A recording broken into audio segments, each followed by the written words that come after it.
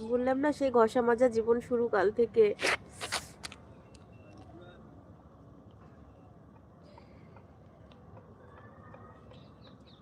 আমার ছেলে একটা কথা বলছে, আমার এত ভালো লাগলো কথাটা শুনে। বলছে, "মা, আমার না কিছু পকেট মানি আছে।" আমি বললাম, "হ্যাঁ?" বলছে, "হ্যাঁ।" আমি বললাম, "কি করবে তুমি ওটা দিয়ে?" বলছে, "আমি স্কুল যাওয়ার পথে একটা দিদুন বসে থাকে না ওখানে?" আমি বললাম, "হ্যাঁ, একটা দিদুন কি? ওখানে অনেকগুলো দিদুনই বসে থাকে, বয়স্ক দিদুনগুলো।" তখন আমার ছেলে বলছে, "মা, কামড়ার ওই দিদুনটার গায়ে না একটা ভালো চাদর নেই। আমাদের তো অনেক চাদর আছে, গায়ে দেওয়া চাদর আছে, তোমার ঠাম্মির। একটা চাদর দেবে গো আমাকে?" আমি বলছি, "হ্যাঁ, দেবো, কেন দেবো না?" বলছে, "তাহলে আমার পকেট মানি থেকে কিছু পয়সা দিয়ে দিদুনটার জন্য একটু খাবার কিনবো আর একটা চাদর গায়ে দিয়ে দেবো, হ্যাঁ? দিদুনটার খুব ঠান্ডা লাগে বলো, এত ঠান্ডা পড়েছে। দিদুনটা রোজ সকালে বসে থাকে, স্কুল যাওয়ার পথে আমি